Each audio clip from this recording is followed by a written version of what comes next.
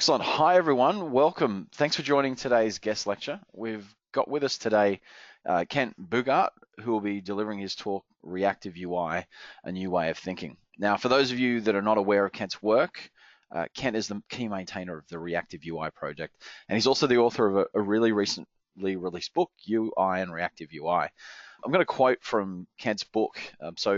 Professionally, he's actually worked in the finance and agriculture sectors, doing server-side and client-side development between Australia and London. So thank you, Kent, for being here. Oh, you're welcome. Thanks for having me. Great. Now, on a personal note, I actually love Kent's book, and I've been using RX for a couple of years. And for the last 2 years, it's actually been my main MVVM platform. There's a lot of great content. I wasn't aware in the framework that was there, things like interactions and notifications, suppressions and delays, and also some of the advanced binding options. So for those of you that are doing MVVM, I think you'll find a lot of great content in there. But before we begin the session, I want to encourage you to ask questions. So please type them into the chat windows. We may not get to them straight away, but we will get to them. So we'll wait for opportune times with Kent to ask the questions, or we might have to delay them until the end of the session and then go through the questions there. But keep those questions coming. Hopefully we'll have it nice and interactive. And I think that's all the housekeeping out of the way. So let's get it started and we'll hand over to you, Kent. All right, wonderful. Thanks, Glenn. And I guess I wanted to start just by thanking everyone for being here. You know, we're all very busy. We all have lots of things vying for our attention. So thank you. I appreciate your time. So this is me. I live in Brisbane, Australia, with my wife and 2 kids. The kids are at school, thankfully, so you won't hear them playing in the background. So I've been developing software, like Clint mentioned. I've been developing for 18 years now, and as a hobby for quite a few years before that. My first foray into reactive programming was around 7 years ago. I was living in London at the time, and as a result of that work, I've been very active in the ReactiveUI community. I've contributed around 100 PRs, and as Glenn mentioned, I've written a book, and I'll tell you more about that book later. So my contact info is up on the slide here. I'm quite active on Twitter, though I was avoiding it until recently because of the World Cup. I didn't want to see any spoilers. If you're scared of spelling my surname, then probably GitHub's your best bet there.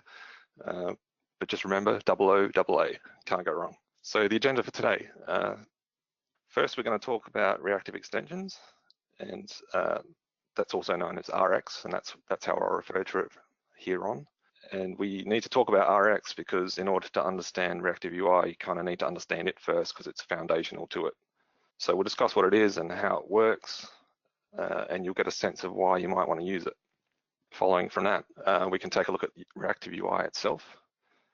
Again, we'll discuss what it actually is, and I'll give you some examples of its features. I'll then be talking about my book a bit, and then we'll close off with a summary. So by the end of the talk, you should have a really good feel for both RX and ReactiveUI and understand how they can completely revolutionize the way we think when it comes to the design and implementation of our applications. So let's start with this question. Actually, no, let's start with this question. It seems like something we should address first, and the answer might not be what you expect. So let me ask you this. Have you ever used .NET events? Or have you ever passed in a delegate when creating an instance of some object so that it can call you back? If so, congratulations, you've programmed reactively. And by that, I mean that your code has executed in response to some external trigger. Your code reacted, ergo, it's reactive code. Take a look at this diagram. In it, there's 2 components in a system. One is the producer, which means that it is producing data of some fashion. The other is the consumer, which just means that it cares about the data that the producer has. In a reactive system, a producer will invoke a consumer whenever something of interest occurs. That could be in the form of an event like mouse move or key up or whatever, or it could be via a delegate that you've provided to the producer. Either way, the important point is that the producer is what is deciding when your code should execute, not you. Now, in contrast, an interactive system is one where the consumer invokes the producer. the producer isn't prompting the consumer to do this. Instead, the consumer decides that it is time to check in on the producer, so it invokes some method or property or whatever. So in other words, it interacts with the producer. It might be that the consumer has no idea when it needs to check in on the producer. So it might be polling using a timer, for example. Now, to be clear, when I say system, I don't mean entire programs. In fact, I don't even mean entire components. I'm using it in a myopic sense. So a small part of a larger system that is still a set of cooperating components. Both the reactive and interactive paradigms can, of course, be intermingled. In fact, many UI components that you use provide both events for reactive code and properties and methods for interactive code. So does that mean my talk's done? Can we just have an early minute?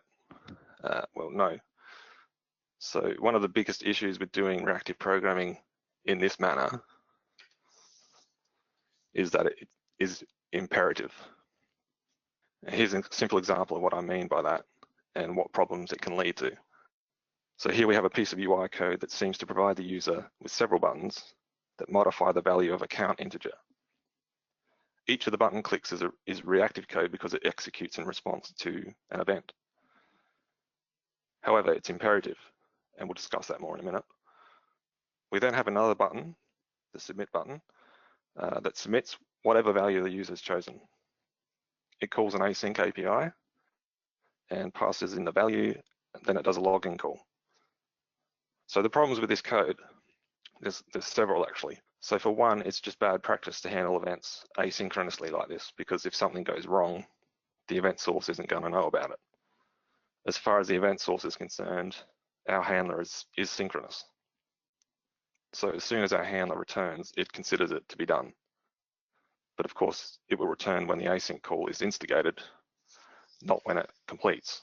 So if anything goes wrong during that call or anywhere after that call, then we've got trouble. The next thing is that there's a bug with respect to the shared state. So the count that we log might not be the count that we actually submitted.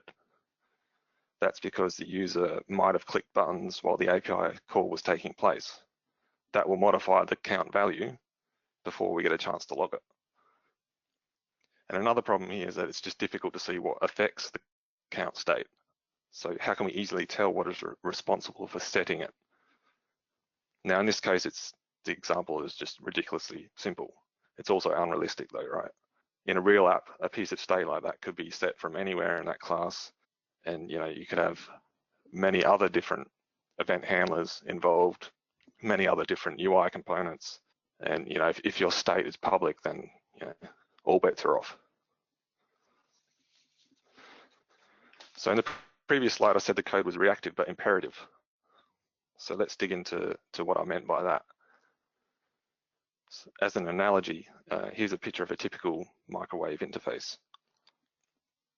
We can set specific times and power levels with which to cook our food using the controls at the bottom. That's imperative. We're telling it exactly what to do. Or we can tell the microwave what we have and let it do its job using the controls at the top. That's declarative. Now, in the case of microwaves, the declarative approach is very limited because there's only so many buttons they can fit on there. Too bad if you don't like popcorn, because that'll be a wasted button for you on just about every microwave. But declarative software doesn't have to suffer from this same limitation. Now, to bring this back to the code I showed in the last slide, instead of telling the computer how to do its job by manually modifying the count field in response to certain events, it would be great if we could describe what we want computed in more abstract ways. In other words, being able to code something like, the count value is derived from these sources in these ways. And we know from LINQ that declarative code can be massively beneficial when it comes to understanding what code is doing, and therefore it decreases the maintenance cost of that code. So we could reasonably guess that applying declarative approaches elsewhere could be beneficial. I mean, which of these implementations do you think is going to be more readily understood by someone reading the code? Sure, programming in a declarative fashion requires understanding some fundamentals. What is select? And what the heck is select many? but these things are called fundamentals for good reason. As concepts, they transfer from one ecosystem to another. So once you've learned about them, you can leverage that knowledge everywhere. And besides, if you think about it, coding imperatively also requires understanding some fundamentals. It's just that you've kind of forgotten that you've learned them. What's a for each loop? What is continue? These fundamentals are likewise transferable to other ecosystems. So my point here is that it's easy to forget the struggles we had understanding things in the past and to see new approaches as superfluous because we already know how to solve a problem using our existing techniques. In solving a given problem, it's more comfortable to leverage the knowledge we already have rather than gain new knowledge, even if that new knowledge makes us far more efficient in the long run. For those of you already comfortable with LINQ, let me ask you this. Do you feel like it changed the way you programmed in any way? I know it did for me. Now, to be clear, imperative code is just fine. In fact, it's hard to imagine a program without some form of imperative logic. Just as a side note, though, Haskell is a fully declarative language, but I've only dabbled in it, so I don't know much about it. So the specific problem with imperative code in this context is when it's used in conjunction with the reactive paradigm. In moderation, imperative reactive logic is simple enough to read and understand, but when the code is reacting to a lot of different things, it very quickly gets out of hand. We wind up with code that is incredibly convoluted. Trying to understand what causes code to execute, or more importantly, why state is changing, can become extremely difficult. This leads us to the next reason why coding reactively using events and delegates is problematic, and that is that there's no sane composition mechanism. So composability is a property of software that tells us how easy it is to reassemble and rearrange the constituent parts of the software. So a really simple example is logging. Think of any logging framework you've used in the past, whether it's nlog, log4net, or whatever. Chances are that it was really easy to add additional loggers that would forward log output to different places. Maybe to the console, a file, a syslog server, or whatever. Also, you could easily remove these loggers or adjust their settings. So logging is readily composed into your application. Contrast this with the code that you see in typical imperative reactive application. How easy is it for you to adjust the logic that executes in response to certain stimuli? How easy is it for you to completely swap it out for different logic? Now, composition relies on abstraction, and that facilitates unification. So abstraction is the process of identifying and defining the minimum data and behaviors that a system requires, then using only that subset in the implementation of a system. So the abstraction has a unifying effect. It allows us to bring together, to unify, things that we couldn't without the abstraction. Every logger adheres to an interface, which is one form of abstraction, and the system is designed around that abstraction. It doesn't care how any given logger implementation works, as long as it conforms to that unifying interface. Now, .NET events don't have this commonality. Each .NET event has a signature that depends on its event payload. So there's no easy way for us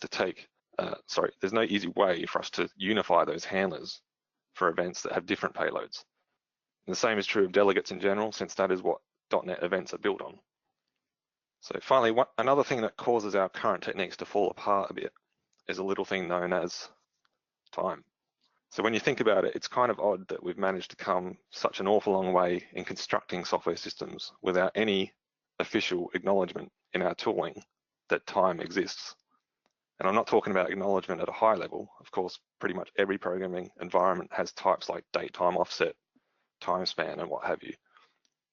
What I'm talking about is more fundamental than that. I'm talking about time being recognized as necessary for our application state to change. I mean, think about it. If time stood still, nothing would change, including our application state. So isn't it kind of weird that we have no inherent means of understanding the relationship between changes to state and time? This is particularly relevant to asynchronous programming. After all, the passage of time is the key characteristic of an asynchronous operation. If no significant amount of time could pass between the instigation of an operation and its completion, we just define it to be synchronous, not asynchronous. So being able to write software that has an inherent understanding and formalization of the passage of time would be a very interesting proposition. So we're now in a position to understand why Rx exists. What Rx does is formalize and unify the reactive paradigm for us. It gives us a declarative means of expressing our intent when reacting to things in our software system. It's also highly composable, allowing us to easily adjust the composition of our reactive logic by swapping bits in and out, or even create our own domain-specific compositional units, which means our code can align more closely with whatever it is we're modeling. Finally, it formalizes time. Now, whilst this might not be as good as having the passage of time inherently understood by our programming platform, it's the next best thing, really. So Rx helps us deal with and reason about concurrency in our applications. It helps us orchestrate related or unrelated events by giving us a unified means of representing those events. And when I say events here, I don't mean .NET events. I know I used them as an example earlier, and the terminology is a little bit overloaded, but an event in the reactive world just means a stimulus. It's just something that has occurred. That stimulus could be manifested as a .NET event, but it could also be something else. In fact, one of the amazing things about learning Rx is that moment when you realize that something can be modeled with it that you weren't really expecting. It could be Bluetooth data, an API call, a file system change, keyboard or mouse input, or any other number of things that occur over time. The point of the unification afforded by Rx is that all these different stimuli can be modeled using the same fundamental abstractions. This unification gives us a common programming vocabulary that can be used to model what happens in response to those stimuli. Now, it's important to understand that Rx provides a push model. This is in contrast to the pull model given to us by IObservable of T.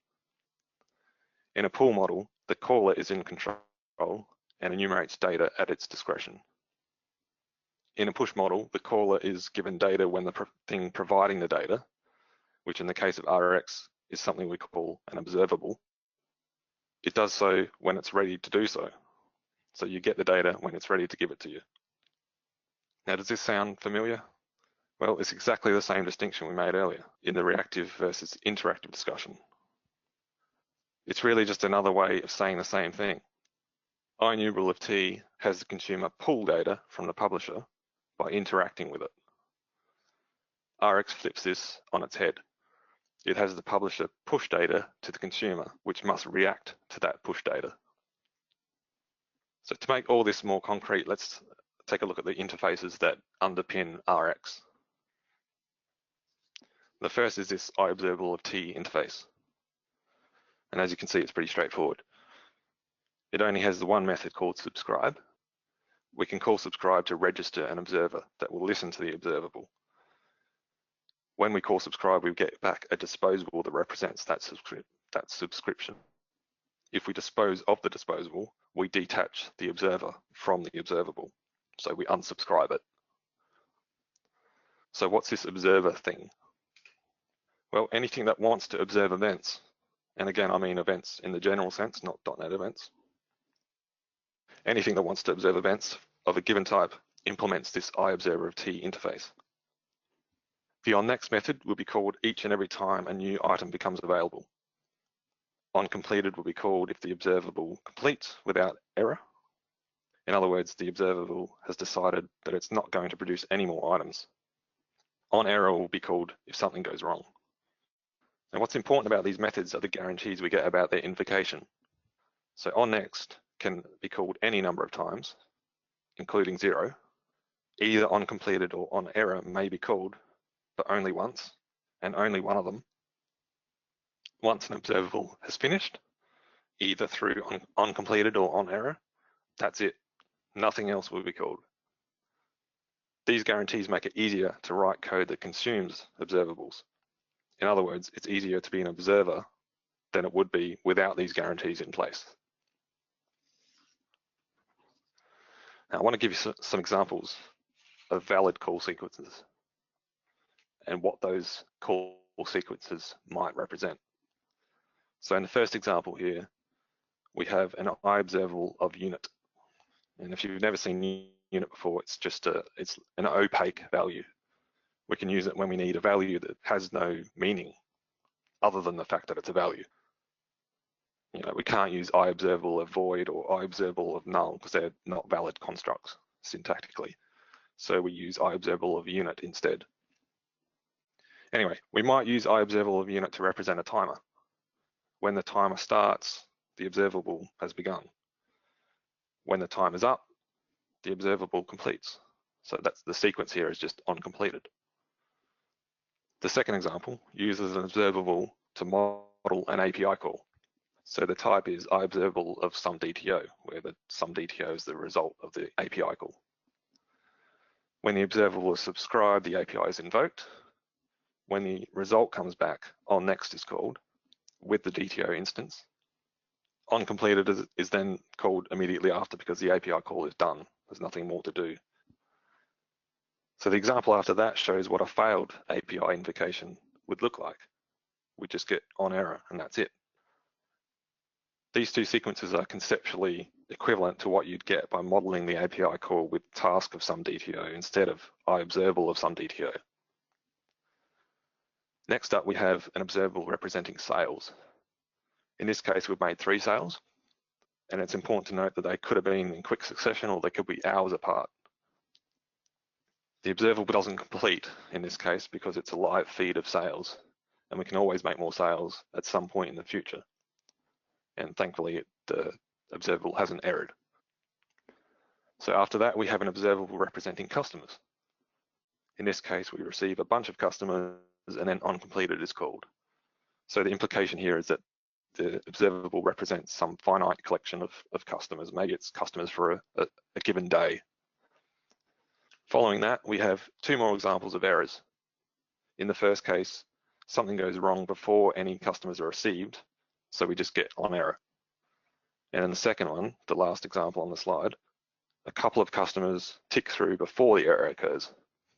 This is just to highlight that errors could occur at any point of an observable's lifetime, depending on what the observable represents, of course, because if it's just a timer, we wouldn't expect that to fail. So these examples demonstrate the flexibility of these simple interfaces that RX provides. Once you get your head around it, or your foot around your head, as the case may be, you start to see opportunities to model things as observables where you would never have thought to do so in the past. Timers, API calls, user input, Bluetooth data, the progress of an operation, etc., etc. Now that's, sorry, Kent, to just interrupt. I think that's really useful, but I think for most mobile developers, they will actually have a number of inputs from a number of places. So you're talking about things like Bluetooth, some of the GPS sensors, and a range of other devices. What are the typical mobile challenges that you find that ReactiveUI solves, or RX solves, sorry? Well, Bluetooth is actually a very, very good example and something I've done because without using reactive extensions, you end up modeling it as events, and as a consequence of that, the code consuming the Bluetooth service will be far more complicated and will have a much harder time of kind of unifying the data that's coming in. So it's much harder to write code that takes different kinds of Bluetooth events and brings them together, reacting to whatever it is that you're anticipating from the Bluetooth layer. Okay, cool. Okay, so now that we understand the abstractions, we can talk about operators. So operators are just methods, or extension methods actually, usually, that take an observable and return an observable. Of course, they will usually alter the observable they take in some way, otherwise what would be the point? And much of the power of RX comes from being able to quickly and succinctly describe asynchronous data flows by using these operators. Operators are the building blocks that give RX such a fantastic composition story like we talked about before. We can easily inject or remove operators from our observable pipelines, as they're called. We can even define our own operators, since they're just extension methods against IObservable of T. So right now we're going to take a look at a few commonly used operators. But before we do, I just wanted to quickly explain the diagram here. So it's an example of a marble diagram, and they're commonly used to illustrate reactive operators. The diagrams are intentionally abstract, right? So they only give you the information that is required to convey whatever it is that they're trying to convey. We will understand these a bit more as we dig into the examples. But I guess the important points to know are time runs left to right. So the square in the first timeline here happens before the diamond in the first timeline. As you can see, there can be multiple timelines or observables on the same marble diagram. In this case, we've got 3, first, second, and combined. So first up is the select operator.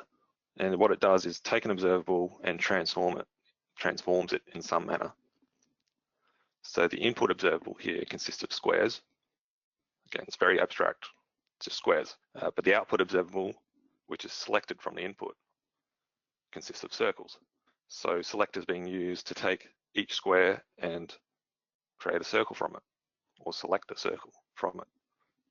So a more realistic example would be an observable of models, and taking that observable and creating another observable of view models from it. So each model is selected into a new view model.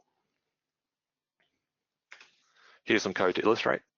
So at the top there, we've got a declaration of an observable of some model, and I've left out where it actually comes from because it's not important. And then what we do is we take that observable and we call the select operator, and we give it a lambda, which performs the actual job of creating a new view model from that model, or from each model that appears in the model's observable.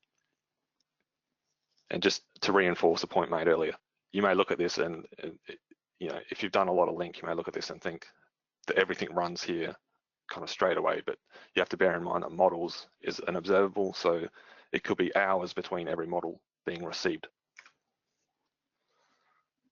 Where is another very common operator, and it works much like you'd expect.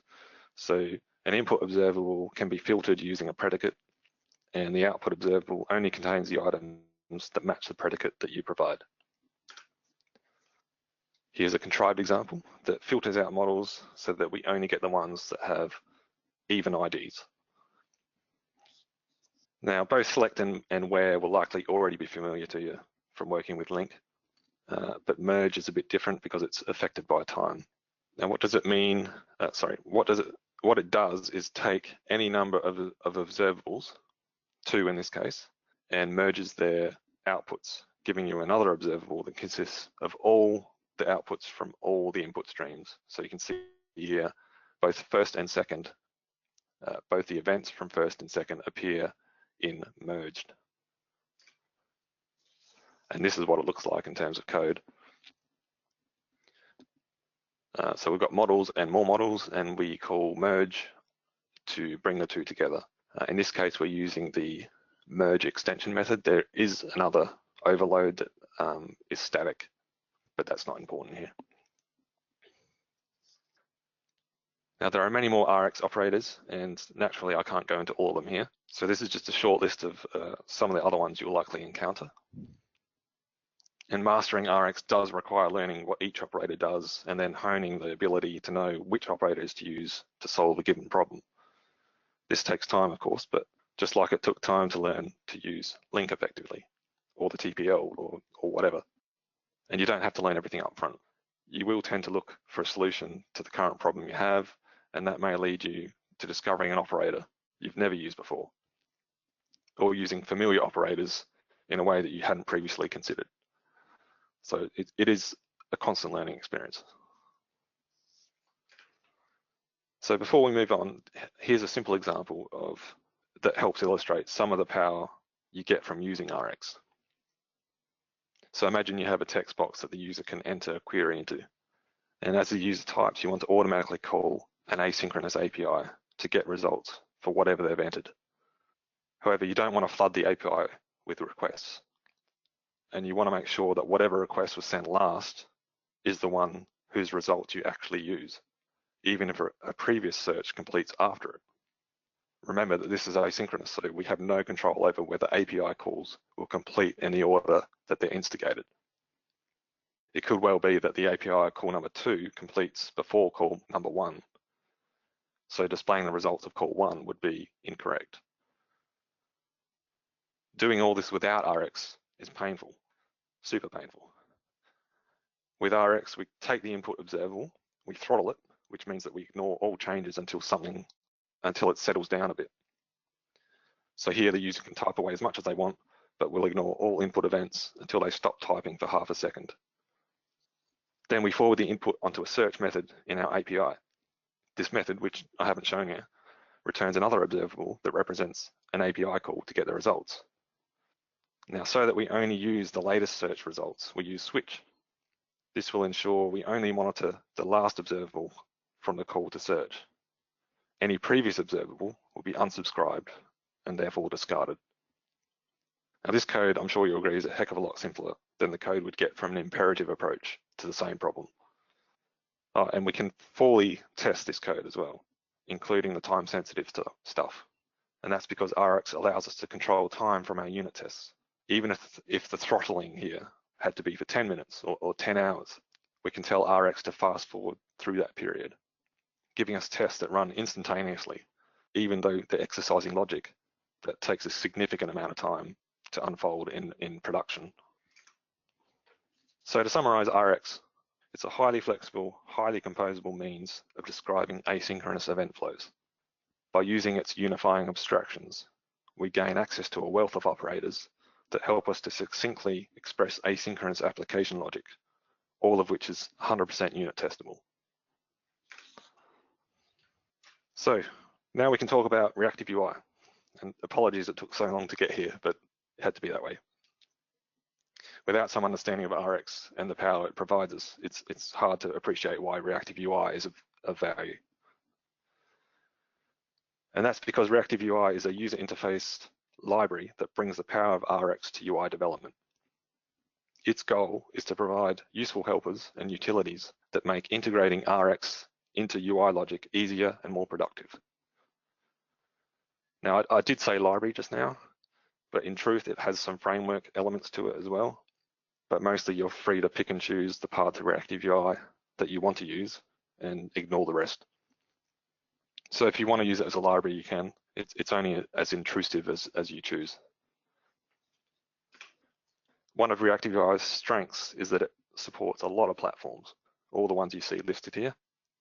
And what it does is provide abstractions that work basically the same way across all these different platforms. For example, it has a when activated extension method that you can use in your views to know when the view is active and when it becomes inactive. And that same extension method exists on all these platforms. So let's turn our attention to some of the actual functionality that ReactiveUI provides. And first up is this ReactiveObject class, and it's a base class for anything that wants property change notifications. So pretty much every MVVM framework has an equivalent to this, but this one is a bit different. For one thing, it has changed and changing properties that are observables corresponding to the property change and property changing events. So even though Rx makes it very easy to convert a .NET event into an observable, this saves us the trouble of doing so. It also has a raise and set if change method.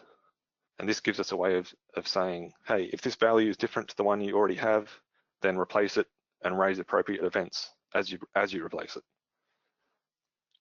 There's a bunch of other useful features ReactiveObject has. Glenn mentioned suppression of change notification events earlier. That's where you can just basically tell the object, hey, I'm going to make a bunch of changes, just ignore all these changes until I'm done. But yeah, there's a bunch more features, but that's what we'll go into here. Now, it's an unfortunate fact that .NET UI toolkits typically have no inherent understanding of observables. So if we try to bind an IObservable of string to a label's text, for example, it won't do what we want it to do. It will likely just call toString on the observable and display that, which is not very helpful. So we need to bridge this divide between our nice observable-based world and the world of MVVM. And ReactiveUI helps us do this. The toProperty helper method is an example of that. It takes an observable, like the data observable at the top of this example, and it manifests it as a property that has change notifications, like the data property at the bottom of this example. It does this via a helper class, which is what the toProperty call returns. Our actual property then just needs to return whatever value the helper class is holding. Change notifications will be raised for us whenever the observable provides a new value that is different to the current value of the property. So toProperty helps us turn observables into properties, but what about the other direction? What about turning properties into observables? That's where the WhenAny operator comes in.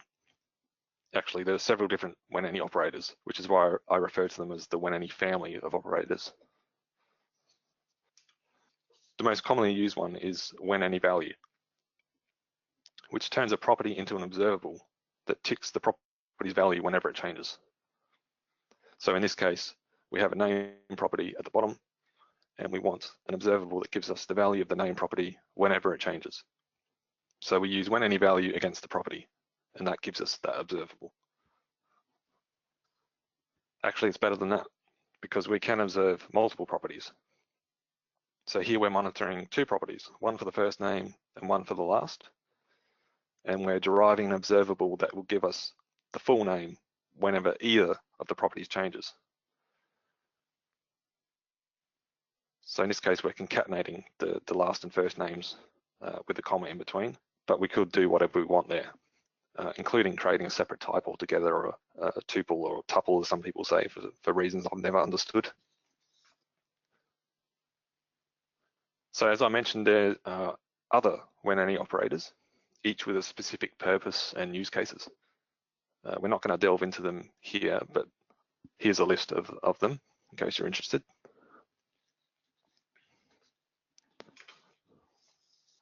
Another wonderfully useful class that ReactiveUI provides us is Reactive Command.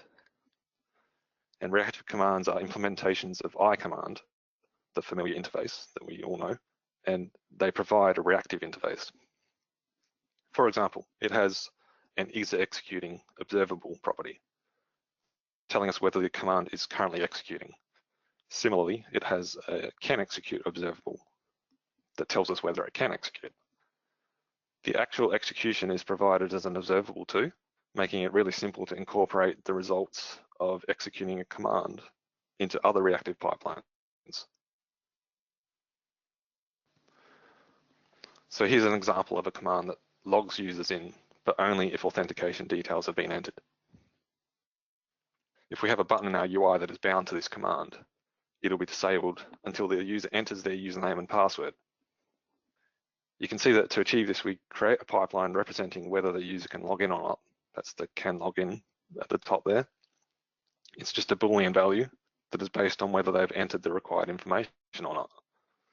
We then give this to the reactive command that we create so that it knows, it can subscribe to that observable and know whether it can execute or not.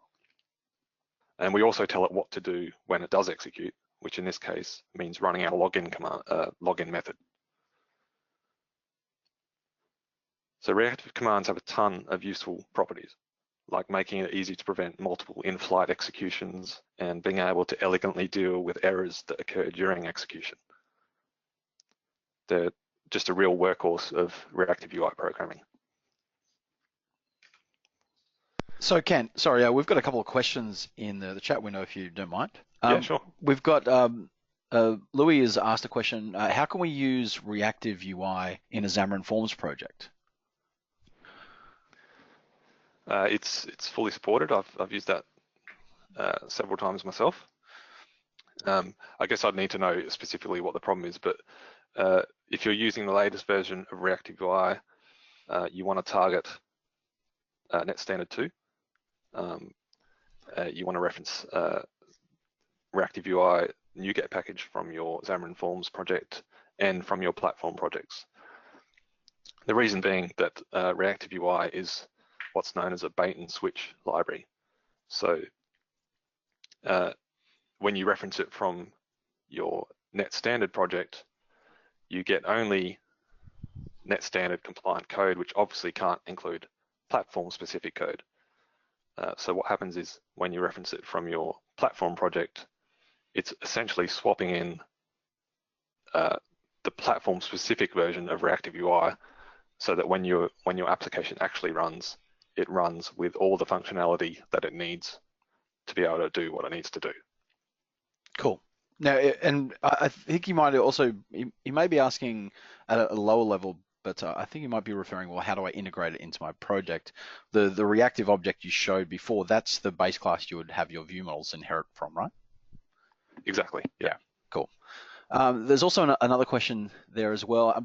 So Dami has a question. Good to hear about RX and .NET. I've been familiar with RX and Angular. Just wanted to know, is cold observable and hot observable applicable here as well? Definitely. So there's a bit too much detail for this presentation, but essentially the difference is that a hot observable is producing events whether you're subscribed or not. For example, think about an observable that represents mouse movements. It doesn't make sense that those events kind of store up in the observable until you subscribe, because it could be thousands. So they're happening regardless of whether you subscribe or not. And from the point at which you subscribe, you're only going to get those mouse movement events from that point onwards. It's not going to replay all the previous events. A cold observable, in contrast, will do some kind of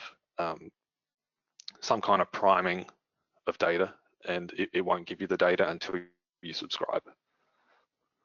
So that's definitely a concept that is applicable to every RX implementation that I'm aware of. Cool. And one last question from Jim. NuGet errors trying to update the series of reactive packages, always getting problems with the splat package.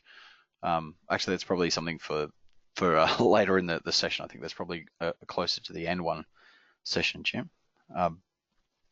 Yeah, I think if you're having specific problems like that, maybe reach out on the GitHub.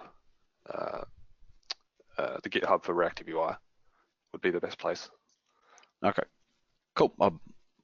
We'll let you get back to it, Ken. Sorry. Okay, no worries. Okay, so interactions are another great feature of ReactiveUI, and they allow something, which is usually a view model, to wait asynchronously for a response to a question, which is usually provided by the view layer. And for example, here's a situation in which a deletion needs to be confirmed first. So the delete logic is in the view model, and the view model wants to make sure that it's okay to do the deletion. So it's likely that the view is handling the interaction by asking the user whether it's okay to delete the file. But really the view model doesn't care, like it just wants some kind of confirmation. It could be that the view isn't even asking the user, or that some other component is handling the interaction. The point is this particular view model needs to have external help when answering the question, and interactions provide an elegant and fully testable means of getting that help. So finally, and speaking of testability, it would be remiss of me not to mention how testable we can make our code with ReactiveUI. Literally nothing is off the table when it comes to testing our view models. It's super liberating to be able to fully exercise time-dependent scenarios without compromising on the quality or correctness of the tests, and without compromising on the richness of the user experiences we're providing. Just imagine past systems that you've worked on that have kind of time dependencies. You know, something takes 10 seconds to happen. How have you tested that? Have you tested that? Have you just gone too hard?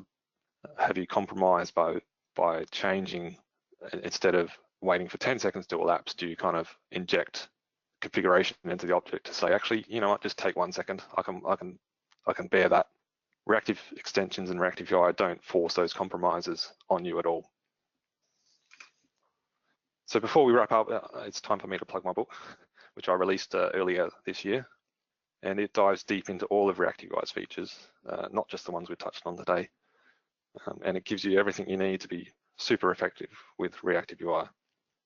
Now, I'm biased, of course, but I think it's an extremely valuable resource, whether you're brand new to ReactiveUI or even if you've got a lot of experience with it already. And I really do think it's the best ReactiveUI resource available. And as you can see here, I've spent a great deal of time typesetting the book and making it look, fantastic. You can see examples of code here, callouts and marble diagrams like we saw earlier. And I think they really add to the readability of the book. There's more examples of these pages in the link I showed you before, and I'll include a link at the end of the talk as well. Now, another thing the book does is fill a huge void in terms of ReactiveUI sample code. It comes with a plethora of samples, one of which you can see here. And the list down the left there shows all the examples, and you can see that it runs well off the screen. So much of the discussion in the book revolves around these samples, using them to back up the explanations in the book. And if you're wondering about the dinosaurs, there's a dinosaur theme throughout the book, inspired by my son, Zach. So here's where you can head to read more about the book and to buy it. It's available both in color, which I recommend if you can, and in grayscale. If you have any questions about the book, please do get in touch. However, I will field the most common question right here and now, which is that no, it's not available in digital formats. There's a number of reasons for that, one of which is me just moving house and not having time to look into it yet. However, if I do release it digitally at some point, I will be updating a subscriber list with the announcement. And you can sign up to that list using that same link there and just scroll right to the bottom, pop in your email address, and all good. And I will update that list whether I choose not to release or choose to release digitally. So you'll know either way. Okay, before we move on, here's some of the feedback I've received about the book. And thanks to everyone who did provide feedback. It's always great to hear from people who have benefited from my work. Okay, so that's my book then, and I do hope you'll check it out. So to summarize, RX is the underpinning for ReactiveUI, which provides a means of integrating an RX-based world with an MVVM one. And to be clear, we didn't touch on it much today, but ReactiveUI also provides many useful abstractions that work consistently across different platforms. Those abstractions having a reactive interface is just a mere convenience, rather than their sole reason for existing. So when activated is an example that I mentioned earlier. It's a super useful mechanism, regardless of whether it has a reactive interface or not. And it makes it easier to leverage knowledge gained from one platform to bring an application to life on another. So in closing, I'd say that engineering an application to leverage RX and ReactiveUI effectively is a real mental shift. It's a new way of thinking, it really is. It's initially quite difficult to think differently, but it pays off big time as you gain more proficiency. It allows us to construct user interfaces that don't suffer as so much from problems like state management, testability, and resistance to change.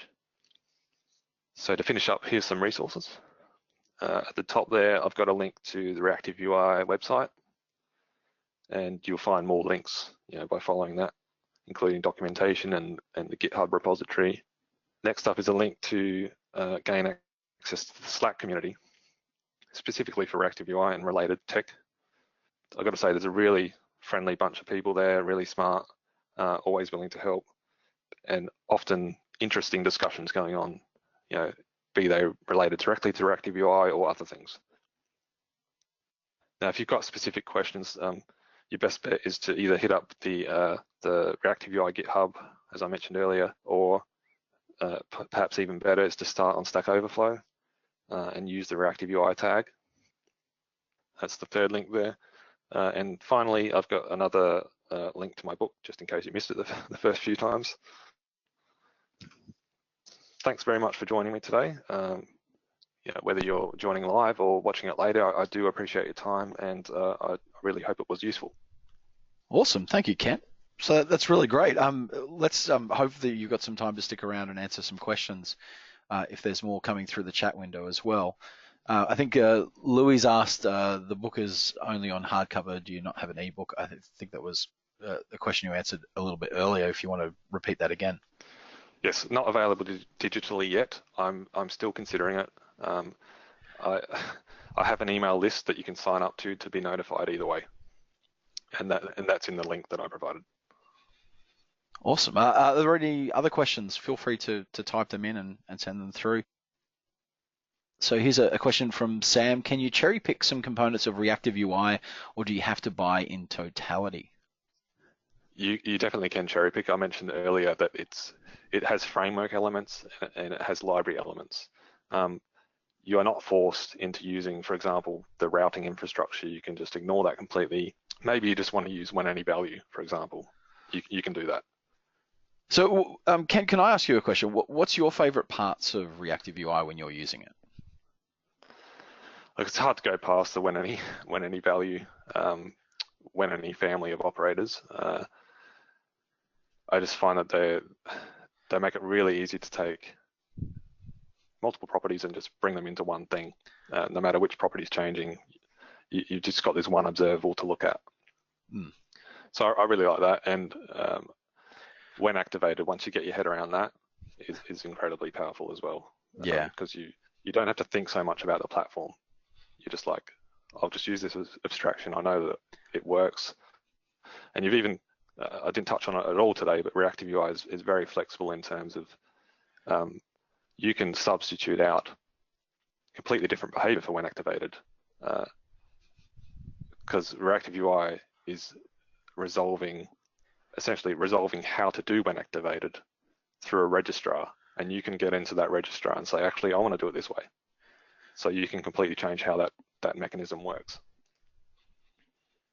Cool. Excellent. We've got a question from Sam. Have you seen many Xamarin projects using RX without using Reactive UI? I haven't personally. I know we have a list of projects that use Reactive UI. I'm wondering whether there's a list similarly somewhere of projects that use RX. Perhaps there is. That might. If you could track that down, that would help answer your question.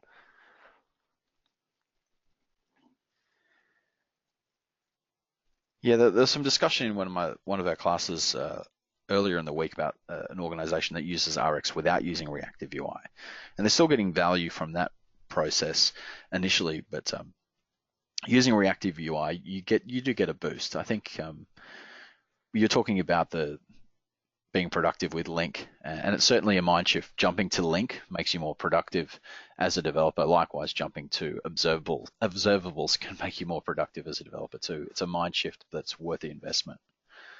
Yeah, and to be clear, there's plenty of projects that use RX without Reactive UI, but they tend to be back-end projects rather than front-end projects. And certainly in the Xamarin space, I think Reactive UI is a bit more prevalent. Cool. Well, let's give everyone a last opportunity for any questions if you have them. I think that was towards the tail end of the questions there. No, that looks like it's probably all good. So thanks again, Kent, and I want to thank all the attendees for coming as well. Just be aware that the video will be posted online within the next few days. But again, we hope to see you again on some other sessions. Thank you all. Okay, thank you, Glenn, and thanks everyone for attending.